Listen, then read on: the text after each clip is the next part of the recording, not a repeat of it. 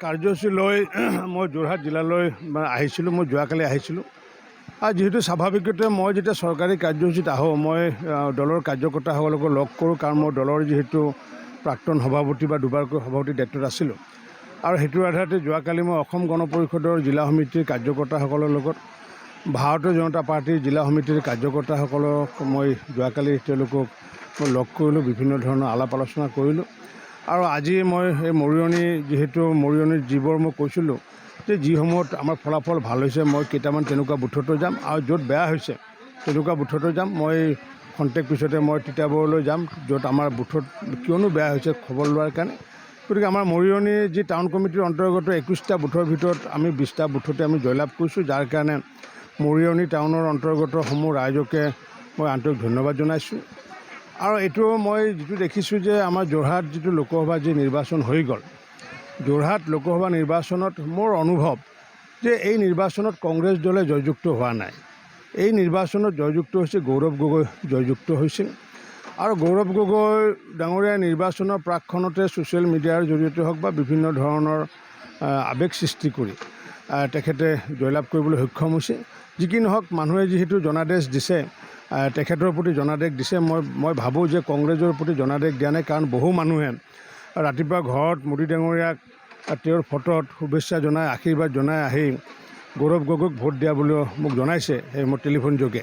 গতিকে সেইকাৰণে মই ভাবোঁ যে এই নিৰ্বাচনটোত কংগ্ৰেছৰ জয়লাভ হোৱা নাই, যদিও প্ৰতীক তেখেতৰ কংগ্ৰেছৰে এই জয়লাভ হৈছে ব্যক্তিগতভাৱে গৌৰৱ গগৈৰ জয়লাভ। গতিকে আমি কাৰ্যকৰ্তাসকলে আগন্তুক দিনত আমাৰ কাৰ্যকৰ্তাসকলে যাতে আগন্তুক দিনত পঞ্চায়ত নিৰ্বাচনত আৰু আমি যাতে বিধানসভা নিৰ্বাচনত যাতে আমি ভালদৰে যাতে সক্ৰিয় হ'ব পাৰোঁ, তাৰ কাৰণে কাৰ্যকৰ্তাসকলক উৎসাহিত কৰাৰ কাৰণে মই আজি ইয়ালৈ আহিছোঁ।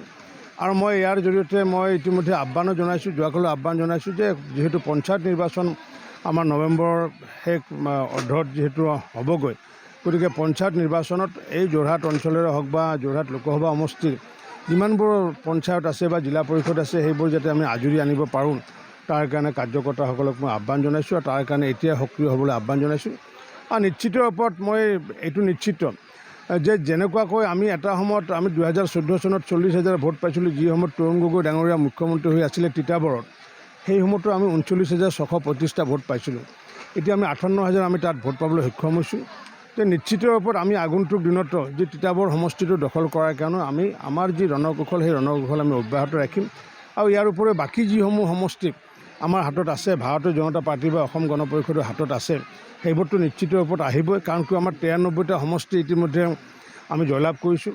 আৰু যোৰহাটৰ যদি আমি 7টা সমষ্টি যদি আমি ধৰোঁ, তেতিয়াহ'লে 100টা সমষ্টিত আগন্তুক দিনত আমি মাননীয় মুখ্যমন্ত্ৰী ডক্টৰ হিমন্ত বিশ্ব শৰ্মা ডাঙৰীয়াৰ নেতৃত্বত, মাননীয় সভাপতি ভৱেশ কলিতা ডাঙৰীয়াৰ নেতৃত্বত বা আমাৰ কাৰ্যকৰ্তাসকলৰ সহায় সহযোগত, আমি যিহেতু কাৰ্যকৰ্তাসকলে দলটো আগুৱাই নিছে আৰু আমি সকলোৰে লগত কাম কৰা মানসিকতাৰে এই পৰিৱেশ সৃষ্টি কৰাৰ কাৰণে মই মূলগতভাৱে ইয়ালৈ আহিছোঁ। নহয়, মই সেইটো কোৱা নাই।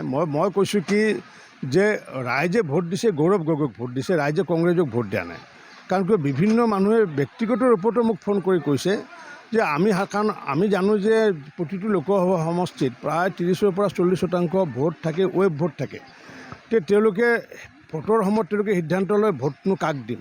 আৰু এইবাৰ হৈছে কি, যিহেতু গৌৰৱ গগৈ যিহেতু নিৰ্বাচনত অংশগ্ৰহণ কৰিছে, গৌৰৱ গগৈৰ পৰিৱৰ্তে যদি অন্য কোনোবা যদি কংগ্ৰেছৰ পৰা যদি অংশগ্ৰহণ কৰিলেহেঁতেন, তেতিয়াহ'লে এই ফলাফলটো নাহিলেহেঁতেন। মই সেইকাৰণে কৈছোঁ যে এই নিৰ্বাচনত কংগ্ৰেছৰ যোৰহাট লোকসভাত কংগ্ৰেছৰ জয়লাভ হোৱা নাই, জয়লাভ হৈছে গৌৰৱ গগৈ ডাঙৰীয়াৰ জয়লাভ হৈছে। মানুহে কংগ্ৰেছক ভোট দিয়া নাই, যোৰহাট লোকসভাত ভোট দিছে গৌৰৱ গগৈক ভোট দিছে। গতিকে আমি সেইকাৰণে আমাৰ কাৰ্যকৰ্তাসকলক কৈছোঁ, যিসমূহ ৱেব ভোট আছে, যিসমূহ সাধাৰণতে কোনো দলৰ লগত জড়িত নহয়, সেইসকলে যিহেতু সিদ্ধান্ত লয়, সেই সিদ্ধান্তৰ সেই জনাদেশক আমি সন্মান জনাইছোঁ।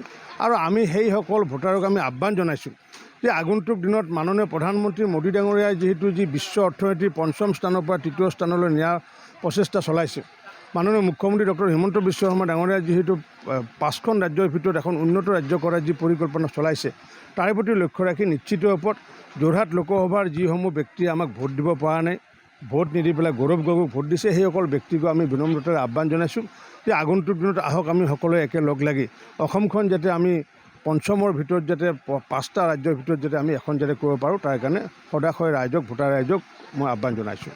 সাংগঠনিক যদি আমাৰ ঘূনে খালেহেঁতেন, তেতিয়াহ'লে আমি 40,000 পৰা 58,000 ভোট কেনেকৈ পালোঁ তিতাবৰত। গতিকে মই কৈছোঁ যে এইবাৰৰ নিৰ্বাচনটো কংগ্ৰেছ ভাৰ্চেছ বিজেপি হোৱা নাই। এইবাৰ নিৰ্বাচনটো হৈছে বিজেপি ভাৰ্চেছ গৌৰৱ গগৈ। কাৰণ মই ক'লোৱে যে 30% মানুহ এনেকুৱা মানুহ আছে যিয়ে নেকি দল নকৰে, পাৰ্টি নকৰে। তেওঁলোকে বিভিন্ন কাৰণত, তেওঁলোকে হয়তো বিভিন্ন ছ'চিয়েল মিডিয়াৰ জৰিয়তে আক্ৰান্ত হৈ পেলাই হওক বা নিজে ভাবি পেলাই হওক বা নিজে বিবেক ভোট দি পেলাই হওক, সেই 30% ভোট যদি এটা পিনে যদি পৰি যায়, তেতিয়াহ'লে নিশ্চিতভাৱে সাংগঠনিক দুৰ্বলতা নুবুজায়। সাংগঠনিকভাৱে আমাৰ যি শক্তি আছে আজি মৰিয়নিতে, মৰিয়নি আমি 21টা বুথৰ ভিতৰত আমি 20টাতে আমি জয়লাভ কৰিছোঁ বা মৰিয়নি মণ্ডলতো আমি জয়লাভ কৰিছোঁ। গতিকে মই সংগঠনৰ ক্ষেত্ৰত কোনো ধৰণৰ আমি হেৰি হোৱা নাই। চৰকাৰখনে আমি যিমানখিনি কৰিবলগীয়া আছিলে, দলে যিমানখিনি কৰিবলগীয়া আছিলে, আমি সম্পূৰ্ণখিনি আমি কৰিছোঁ।